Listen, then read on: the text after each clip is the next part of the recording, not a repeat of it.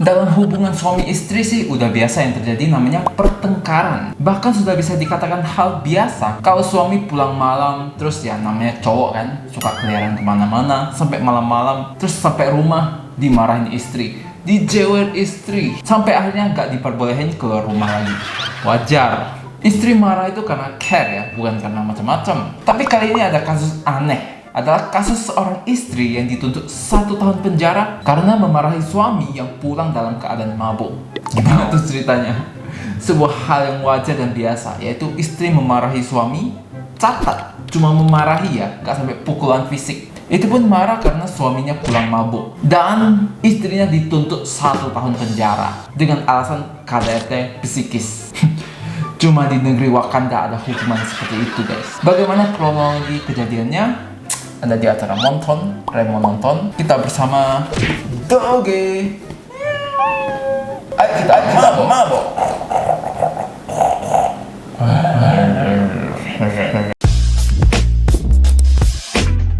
Marah sedikit di penjara.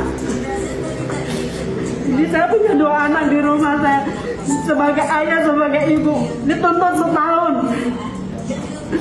Jadi istrinya bernama Valencia, seorang WNI asal Karawang. Pada tahun 2000, dia menikah dengan Chan Yiqing atau CYC, seorang pria asal Taiwan yang sekarang sudah berpindah kewarganegaraan menjadi WNI. Dan mereka sudah dikaruniai 2 orang anak. Valencia pada awalnya bekerja di Taiwan dan Chan adalah seorang Buddha 3 anak.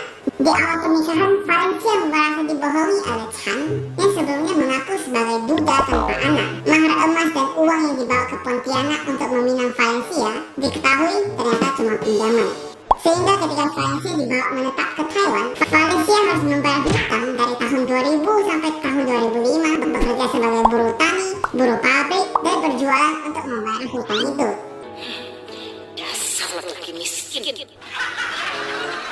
Kasihan banget. Akhirnya Valencia dan Chan memilih tinggal di Indonesia pada tahun 2005 dan merintis usaha toko material. Namun sejak tahun 2005 sampai 2016, Chan sering bolak-balik ke Taiwan karena izin tinggalnya hanya dalam periode 4 bulan sekali. Selama periode itu, Chan tidak bekerja dan mengandalkan hidup dari istrinya. Karena sering bolak-balik Taiwan yang menghabiskan banyak biaya, Valencia kemudian mengusulkan agar Chan pindah menjadi WNI. Tujuannya agar setelah Chan jadi WNI, dia bisa kerja di Indonesia dan tidak perlu bolak-balik lagi ke Taiwan. Pada tahun 2017, ketika Chan sudah jadi WNI, masalah malah semakin bertatanan. Chan diduga mendirikan usaha sendiri dari keuntungan toko material istrinya secara diam-diam. Cekcok mereka berkelanjutan hingga 2019. Chan mulai jarang pulang, mabuk-mabukan, hingga main judi. Di situ Valencia juga berniat untuk bercerai. Gugatan cerai akhirnya diajukan pada September 2019 di Pengadilan Negeri Karawang. Pemirsa, seorang istri di Karawang, Jawa Barat dituntut 1 tahun penjara lantaran diduga memarahi suaminya yang gemar mabuk-mabukan. Valencia, sang terdakwa, memprotes tuntutan jaksa penuntut umum di Pengadilan Negeri Karawang, Jawa Barat. Nah ini dia masalahnya. Karena Valencia mengajukan gugatan cerai, Chan pun balik melaporkan istrinya atas dugaan pemalsuan surat kendaraan di Polsek Teluk Jambe. Kasus dugaan pemalsuan surat itu sekarang masih dalam proses penyelidikan.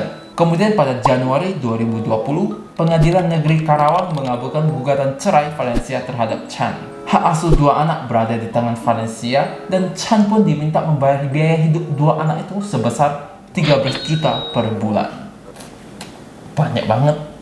Di bulan yang sama, 15 Januari 2020, Chan meminta pembagian harta ke Valencia senilai 50% dari yang dia miliki saat ini. Dan pada Agustus 2020, Pengadilan Tinggi Bandung memenangkan Valencia. Chan tak terima dong dikalahkan dalam gugatan. Kemudian pada September 2020, dia melaporkan lagi Valencia ke Polda Jabar atas dugaan pengusiran dan KDRT. KDRT dan pengusiran ini terjadi di tahun 2019 hingga 2020 sehingga membuat kondisi psikisnya terganggu. Bangsat kau. Padahal dia sendiri tidak bertanggung jawab, mabuk-mabukan, lain-lain. Bisa pula dia menggugat istrinya sendiri. Jempol. Karena dilaporkan atas dugaan KDRT yang Valencia tidak merasa melakukan itu, dia pun melaporkan balik Chan atas dugaan penelantaran anak ke Polres Karawang pada Desember 2020. Dan mirisnya guys, Januari 2021 Valencia ditetapkan sebagai tersangka dan persidangannya terus bergulir hingga 11 November kemarin. Valencia dituntut 1 tahun penjara oleh Jaksa Penuntut Umum Glendy Rifano di Pengadilan Negeri Karawang. Setelah sidang, Glendy menyebutkan kalau kasus itu masuk dalam Undang-Undang Nomor 23 Tahun 2004 tentang penghapusan KDRT. Terdapat fakta-fakta dari keterangan saksi dan alat bukti bahwa Valencia terbukti mengusir suaminya dan memarahinya dengan kata-kata kasar. Itu kata Jaksa Penuntut Umum ya. Sementara Valencia, dia mengaku dia cuma mengomeli Chan, suaminya, karena dia sering mabuk-mabukan. Ia juga heran kenapa dia yang mendapatkan tuntutan 1 tahun penjara hanya karena mengomeli suaminya.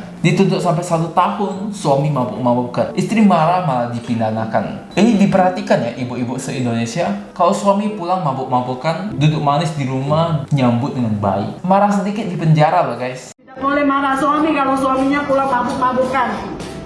Harus duduk manis, nyambut dengan baik. Marah sedikit di penjara.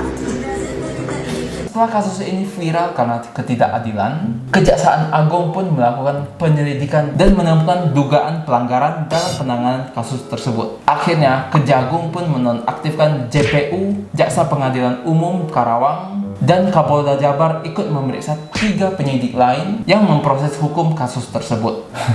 Bener-bener gak masuk akal sih ini. Gak masuk akal banget nih guys. Masa suami pulang mabuk-mabukan, wajar dong dimarahin istri. Kena omel atau bahkan dipukul pun menurutku wajar. Ya karena suaminya salah. Kalau kayak gini cuma dimarah aja, kena tuntutan 1 tahun penjara. Gak ada common sense-nya. Kayak ginian tuh cepat kali diproses. Udah gitu tuntutannya gak masuk akal banget. Dituruti pula sama jaksanya. Untungnya kasus ini viral. Kalau nggak viral, Valencia sudah jadi korban hukum di negeri Wakanda tercinta ini. Yang salah malah dilindungi, yang benar dipenjarakan. Sampai kapan lah negeri ini baru sehat? Itulah guys, kronologi lengkap, super lengkap dari kasus istri dituntut 1 tahun penjara karena marahi suami yang mabuk. Nggak masuk akal. Jangan lupa subscribe ke channel ini untuk mendukung saya dan Doge membuat lebih banyak video lagi. Sampai jumpa di video selanjutnya. Bye bye.